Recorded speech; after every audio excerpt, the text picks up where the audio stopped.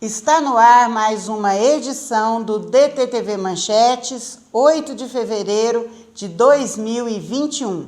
A cotação do dólar hoje comercial 5,39, turismo 5,58. Vamos agora para as manchetes de hoje de alguns dos principais jornais do Brasil.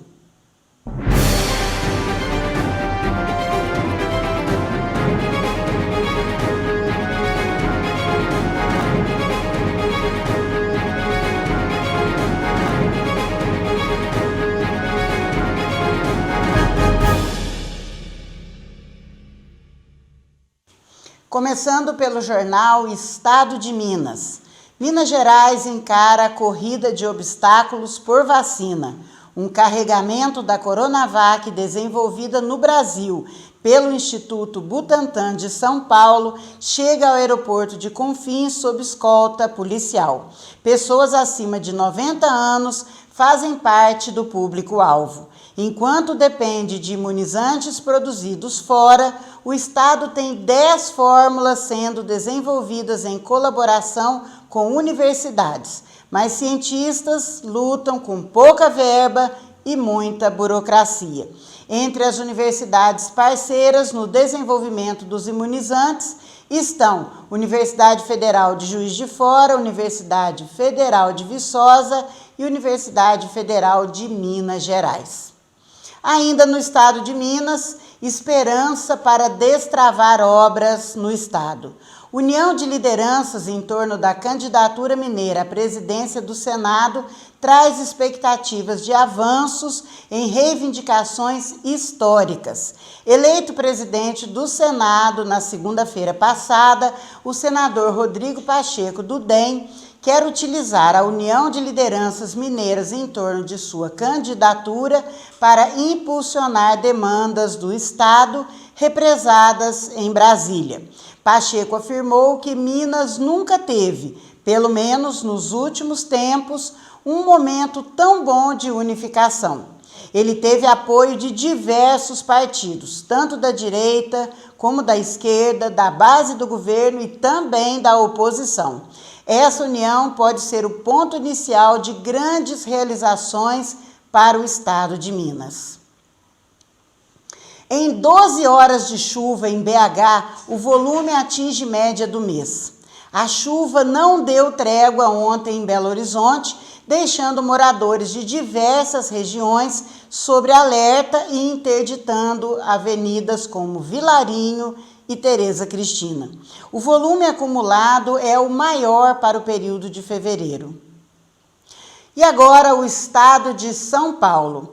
Brasil quer doar 1 milhão de testes quase vencidos ao Haiti. O material faz parte do lote de quase 5 milhões de exames para detecção de Covid-19 que estão encalhados em um armazém federal. Em um esforço para reduzir esse estoque, com vencimento a partir de abril, o Ministério da Saúde negocia doação de 1 milhão de exames para o Haiti. A operação é tratada pelo governo como ajuda humanitária, mas pode ser de fato uma forma de evitar maior desgaste à imagem do general Eduardo Pazuello, chefe da pasta, caso os testes percam a validade sob a guarda oficial. 42 milhões de reais foi o quanto o país pagou por 1 milhão de testes para a Covid-19, que agora poderão ser doados ao Haiti. Também no estado de São Paulo, silêncio no samba.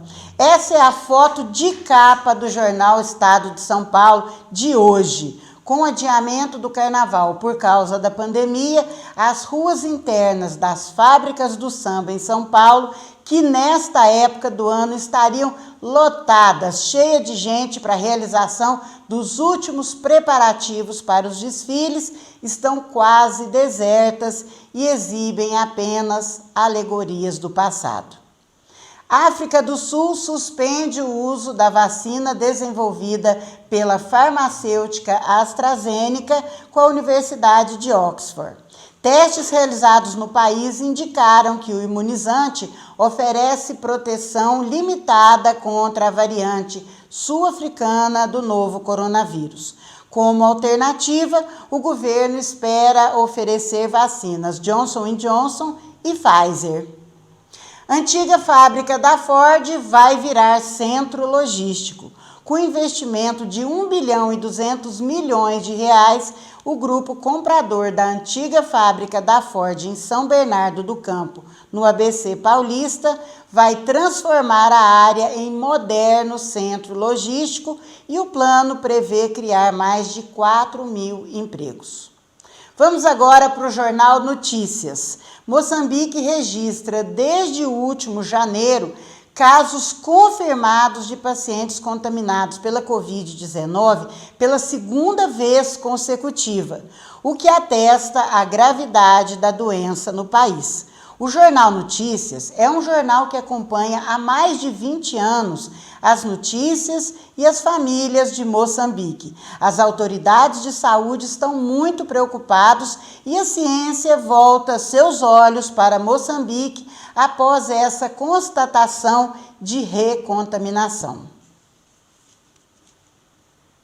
O jornal O Tempo de BH. Lojas de shopping encheriam um mall. Centro de compras alegam queda de 33% no faturamento em 2020. BH tem cerca de 300 lojas de shoppings desocupadas, segundo a Associação do Setor. Com custos altos e queda de 40% nas vendas, grande parte dos lojistas migrou para o mercado online ou mesmo para o comércio de rua. Os administradores dizem ter perdido 33% em faturamento e 5 bilhões de reais em adiantamentos e despesas dos comerciantes.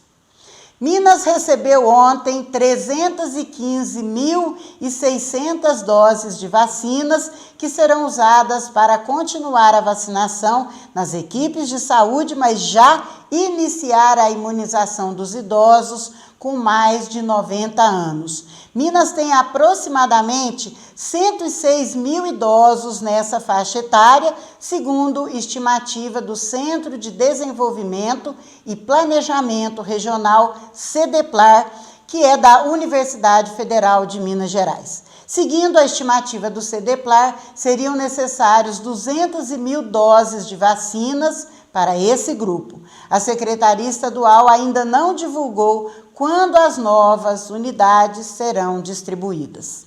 Chuvas também é destaque neste jornal. Chuvas inundam vias e deixam um morto e um desaparecido em Belo Horizonte. Choveu 12 horas em BH, o que era esperado para o mês. Há risco de desabamento e deslizamento. A Defesa Civil está vistoriando as áreas de maior risco e os imóveis atingidos. Ela faz recomendações para que os moradores fiquem atentos ao grau de saturação do solo e também aos sinais que podem indicar deslizamentos, como, por exemplo, trinca nas paredes, água empoçando no quintal, rachaduras no solo, água minando do barranco e inclinação de árvores e postes. E agora o jornal O Estado do Ceará. Vamos ver o que é notícia no nordeste do país. UPAs em Fortaleza produzem o próprio oxigênio. 3 unidades de pronto atendimento na capital adotaram sistemas de usina para abastecimento de oxigênio medicinal. O oxigênio gerado por usinas tem capacidade de abastecer a rede de unidades de saúde de Fortaleza. A autonomia atende aos pacientes sem necessidade de depender de fornecedores, como vem ocorrendo em Manaus, depois do colapso na saúde devido ao aumento de casos relacionados à Covid-19. Além do equipamento de produção, existem também 16 cilindros de reserva em caso de uma necessidade maior do que a capacidade produtiva. Prorrogação do auxílio emergencial está em pauta. O Congresso Nacional vai analisar projetos que tenham a possibilidade de prorrogar o auxílio. O Senado e a Câmara Federal vão analisar 14 proposições. São 4 matérias de senadores e 10 de deputados. Esse assunto deve ocupar o centro dos debates do Congresso Nacional nas próximas semanas. Esse foi o DTTV Manchete de hoje, 8 de fevereiro de 2021. Você pode rever este programa pelas redes sociais da DTTV Cássia e ouvir também o nosso podcast DTTV Manchete, que está disponível nas melhores plataformas de podcast do país, inclusive pelo Spotify.